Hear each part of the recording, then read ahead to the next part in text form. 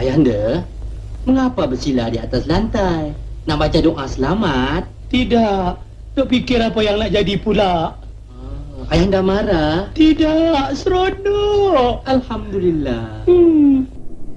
Bismillahirrahmanirrahim. Assalamualaikum warahmatullahi wabarakatuh. Alhamdulillah, wassalatu wassalamu ala asyrafil anbiya wal mursalin wa ala alihi wa sahbihi ajma'in. Apa khabar semua? Ada yang tengah marah ke tu? Jangan marah-marah, dengarkan yang ni.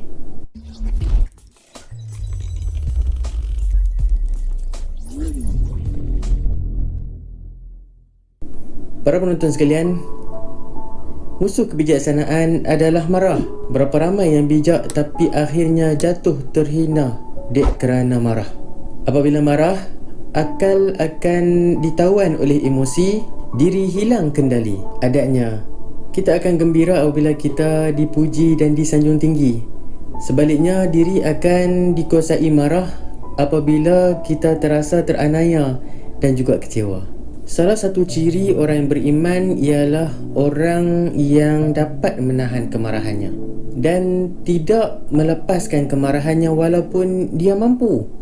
Setiap orang mempunyai pelbagai sifat kemarahan. Ada yang mampu untuk menahan kemarahannya dan ada yang kadang-kala terlepas sehingga jadi macam bom atom meletupnya tu. Oleh sebab itu, marilah kita jadi orang yang kuat.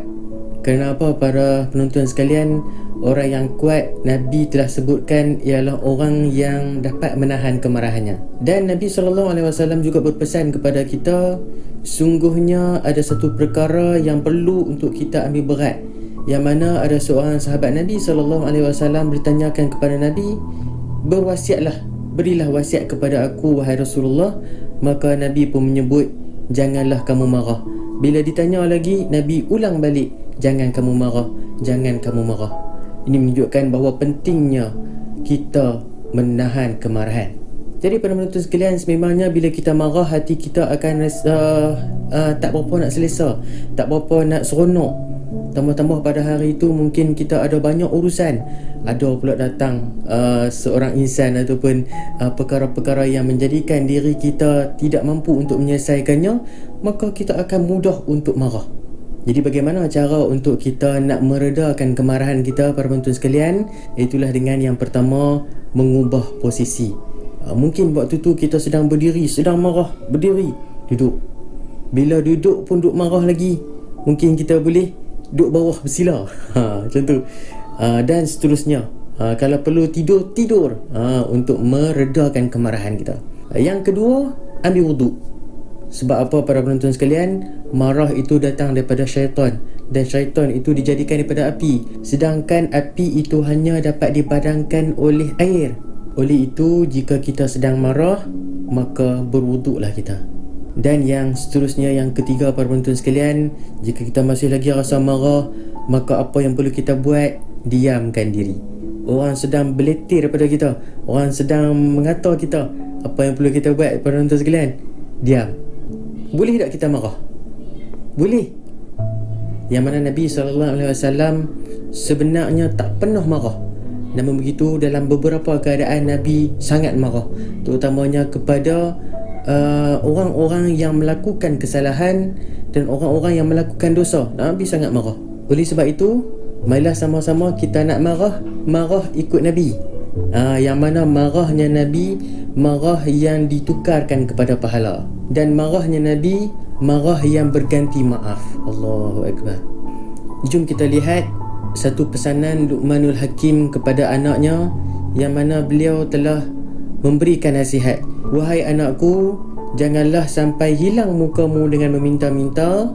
Janganlah engkau melampiaskan marahmu dengan memburuk-burukkan agama. Kenalilah dirimu, kelak ia akan berguna untuk kehidupanmu. Penonton sekalian, kita nakkan keamanan dan kebahagiaan dalam hidup kita, betul tak? Jadi cara macam mana? Antara cara yang boleh kita buat, Nabi ajak, ialah sentiasa tahan kemarahan.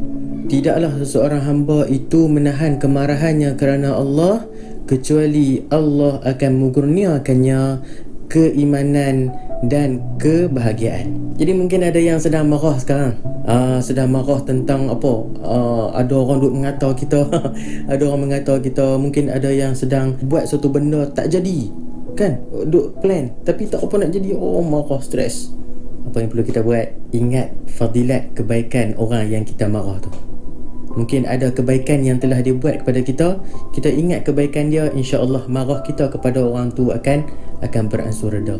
Ucapkan ta'awuz. Apa dia? A'udzubillahi minasyaitonirrajim. Aku berlindung daripada syaitan yang direjam. Dan kita boleh buat juga yang ni. Bayangkan macam mana rupa muka kita waktu kita marah. Mesti bodoh kan? Dan nak kalahkan marah, ingatlah pembalasan Allah, yang mana Allah sangat benci kepada orang yang suka marah-marah ni. Dan mungkin yang ni para penonton sekalian, bila kita sedang marah, menggelegak hati kita, apa boleh perlu kita buat para penonton sekalian? Ialah tarik nafas dalam-dalam. Tarik nafas dalam-dalam, selawat dan istighfar. InsyaAllah, cuba try hilang marah kita. Jadi jangan marah-marah. Nak marah buat apa? Senyum sentiasa, insyaAllah. Okey, kita jumpa lagi. Wallahualam. Assalamualaikum warahmatullahi wabarakatuh.